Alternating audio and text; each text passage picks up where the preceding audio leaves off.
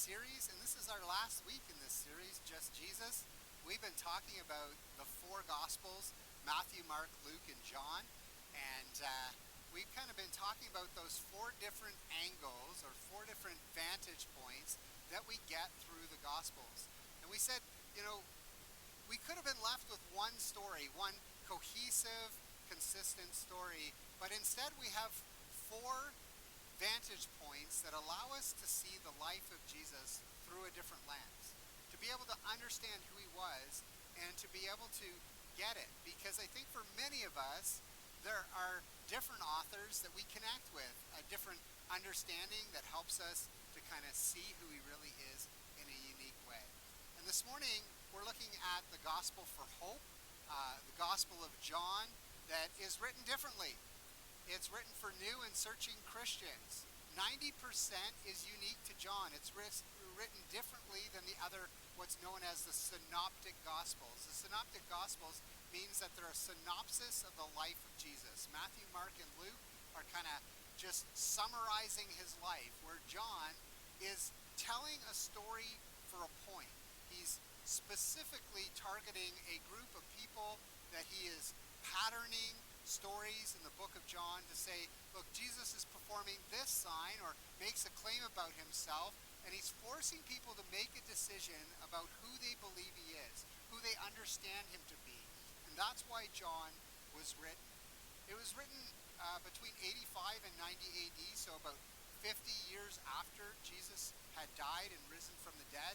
And it was written to Asia Minor. Again, it was written to new believers and people that were seeking out who Jesus was in Western Turkey. And the point was to prove that Jesus was God, and all who believe in him will have eternal life.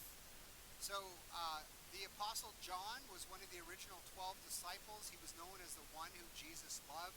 There were kind of three disciples. There was the 12, but then there was the three that were in the very inner circle of his closest friends, and John was one of those. John was the one who Jesus said, take care of my mom. If you're kind of dying in the moment and you look at who are you going to entrust with your mom, because he was the oldest son of a single mom, right? Joseph had passed, and now he's kind of been responsible for the family, and we're going to see a little bit more of that in the story today.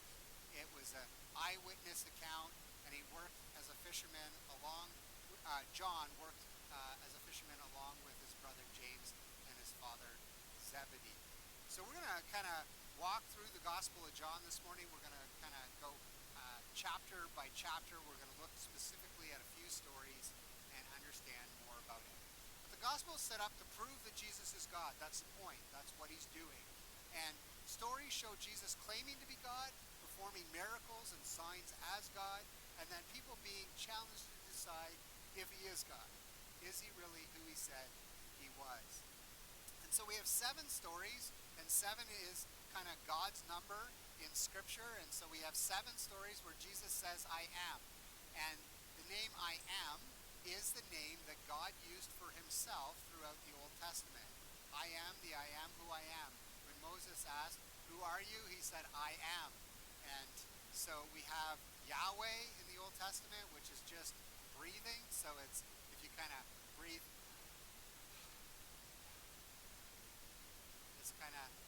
it's breath.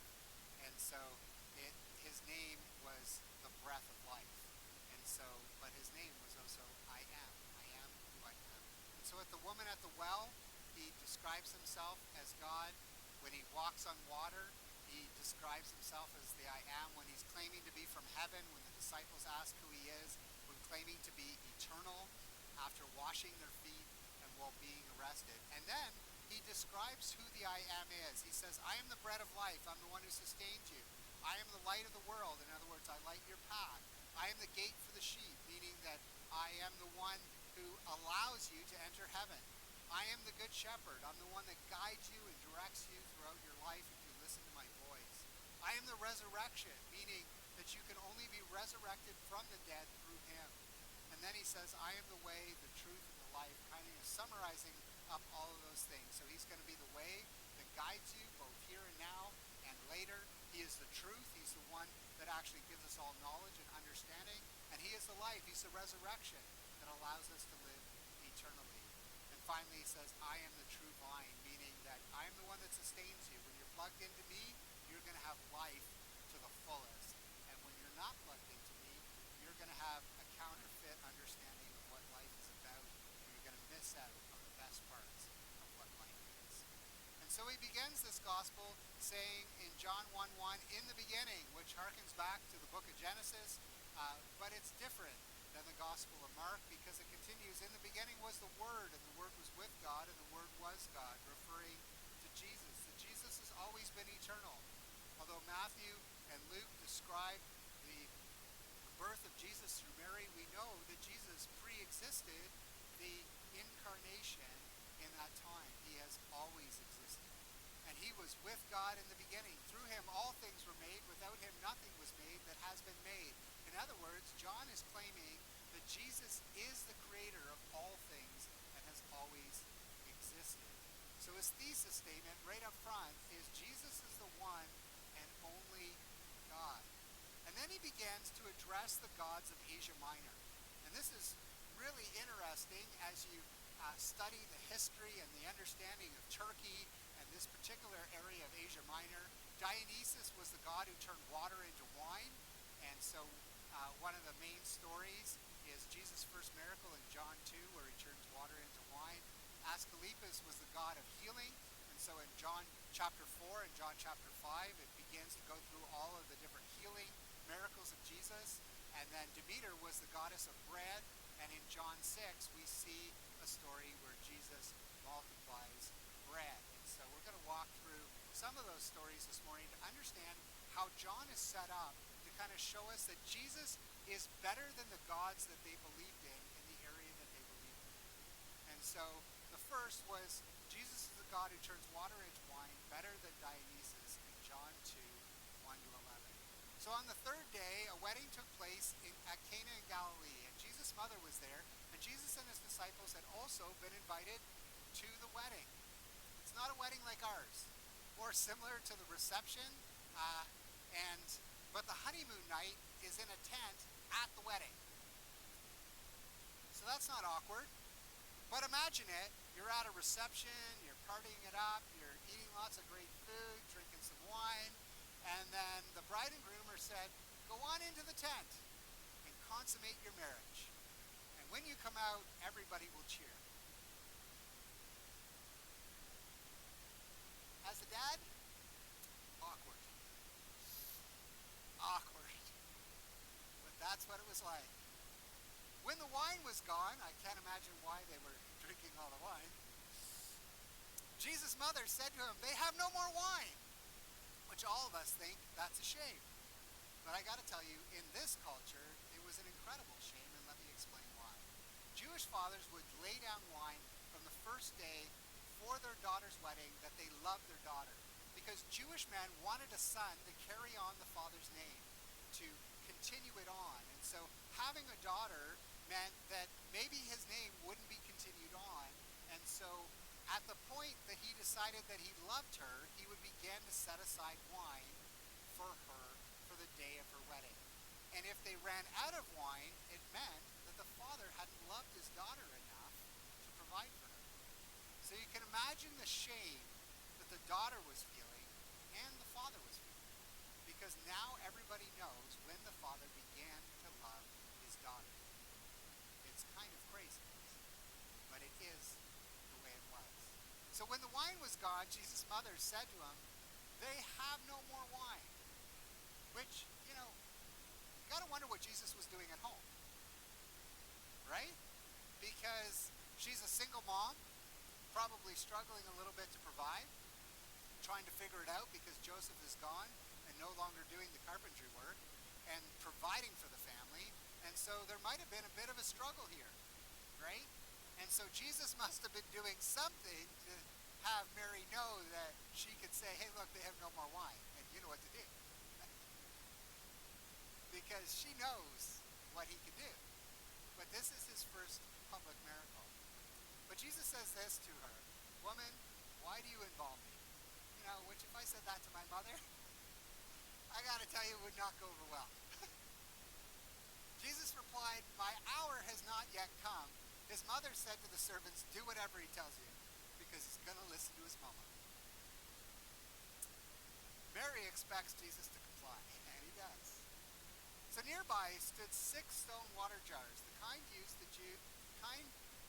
used by the Jews for ceremonial washing. So what does this mean?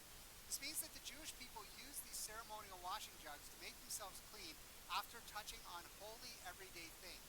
It's what actually separated unholy things from holy things. This was the washing ceremony that they would do to kind of, before they entered the temple, to go, I've been in an unholy place, I've touched unholy things, and now I'm washing and preparing myself to become holy, to do holy things. And Jesus specifically uses this to say, look, all things can be made holy. He's actually declaring this in this act.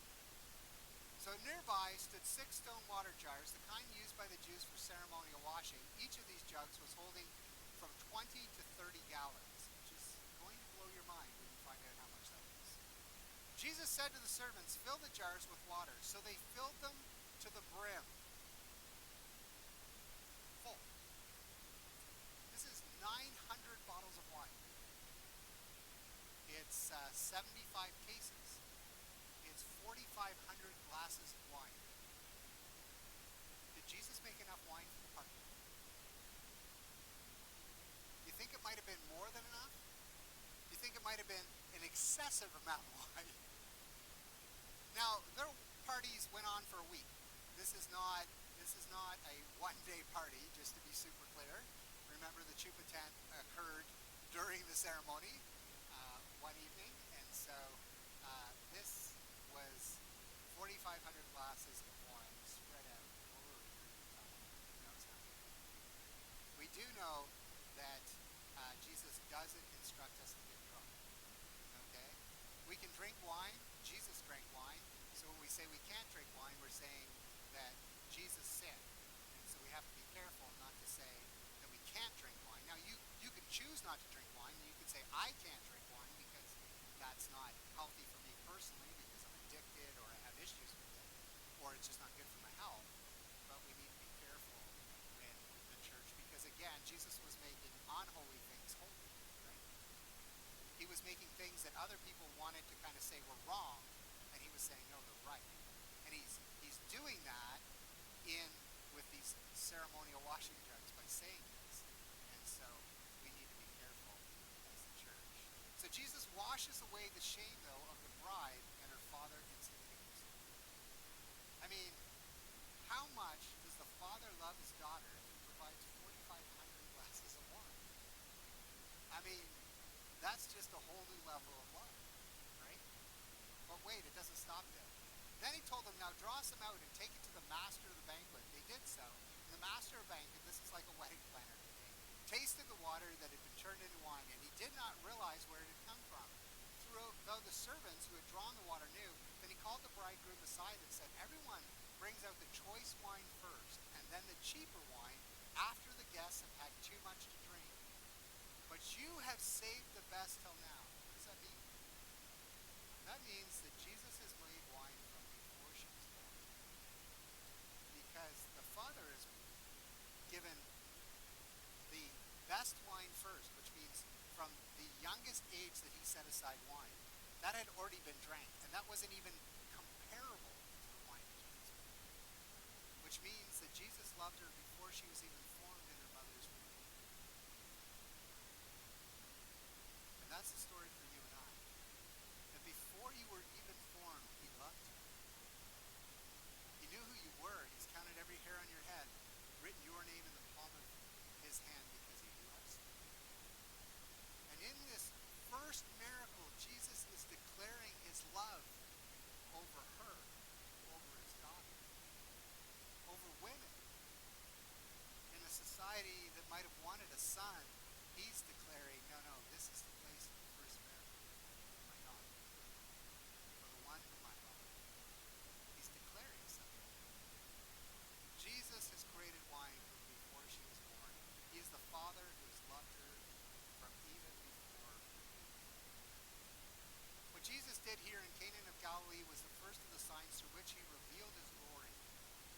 which he revealed he was God. That's the part we don't get here. So by turning water into wine, he's actually declaring that he's God. And his disciples believed him. So this miracle was the miracle that changed everything. Jesus is better than your god Dionysus, who turns water into wine, because he is a God who turns water into wine from before you were born in abundance. See, they would have wanted to have more than enough at the party, and Jesus clearly created more than enough. Then we go on. Jesus is the God who heals better than Asclepius, the Asia Minor god of healing. And so we see this in John 4 and 5. We have a number of stories. In John 4, 46 to 54, Jesus heals a government official's son who is sick and about to die, and simply by speaking it into existence, the government official says, look, I know that you have authority over all things, and so if you just speak it, my son will be healed. And that's what Jesus does, and he's healed. The faith healers of Asclepius needed to be present to see healing take place in others, and that's why Jesus does this, particularly to declare for them that he doesn't need to be present, just a spoken word. And then in the next chapter, in John chapter 5, verses 1 to 8, Jesus heals a man who hasn't been able to walk for 38 years. Not only is the man healed, but no physio is needed. I don't know if you've ever broken your leg or pulled a muscle and you were healed, your bone got fixed, your muscle tear healed, but you still needed some physio.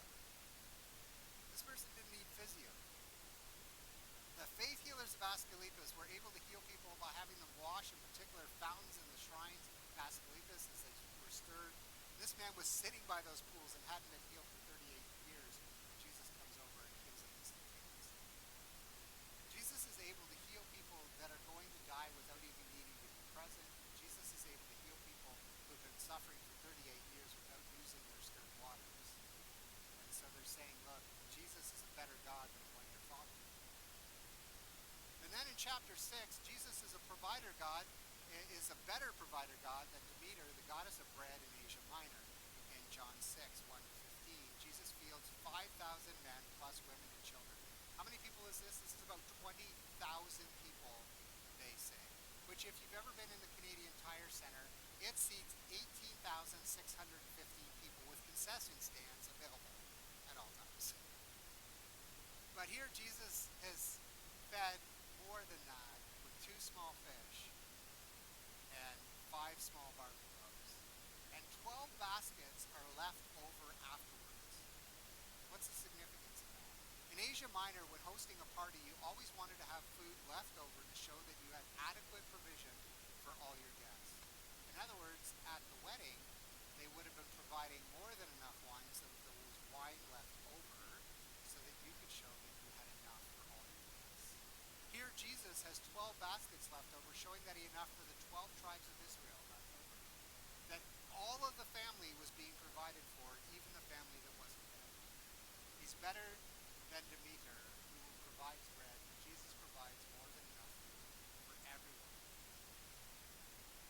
So Dionysus was the god who turned water into wine, and Jesus made better wine and more wine. Asclepius was the god of healing, and Jesus is a better healer. Demeter was the goddess of bread, and Jesus provides more than enough bread. Jesus is not only God, but he's better than the gods you believe in. That's what John is doing in the Gospel of John.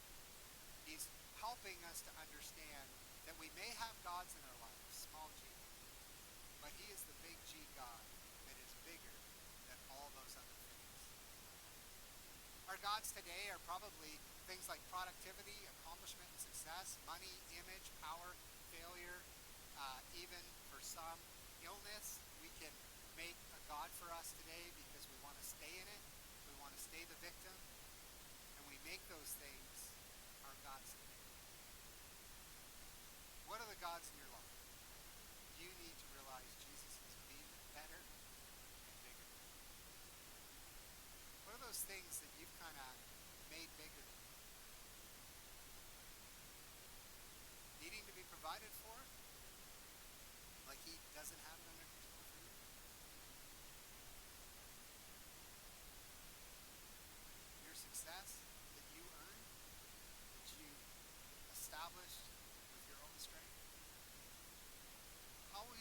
Jesus to be better and bigger than those gods in the world.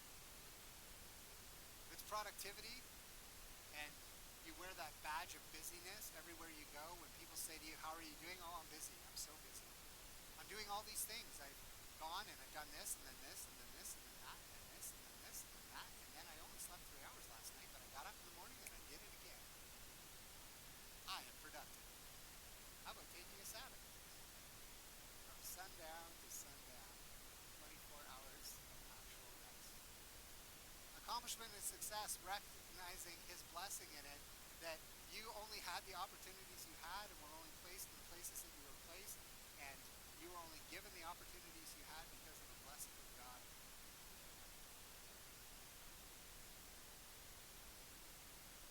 I think we miss out on understanding how much privilege we actually have.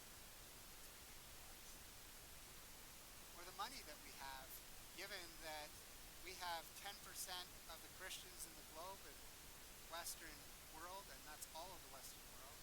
We have 10% of the Christians and 90% of the wealth of those Christians. 90% of the rest of the world of Christians has 10% of the wealth. And yet somehow we feel like we don't have enough. We have 90% of it, but that's not enough for us. So generously giving a greater percentage away helps us begin to deal with that God of money. Or our image, vulnerably owning your truth when it tarnishes your image. Yeah, what I said there wasn't exactly accurate. That wasn't quite true. Let me fix what I just said. Or the power that you've been given, using it to elevate others rather than to hoard your power over others for your benefit. Failure, no longer wallowing, but allowing his resurrection in you. Because we can just say, oh, woe is me. Oh, it's been so hard.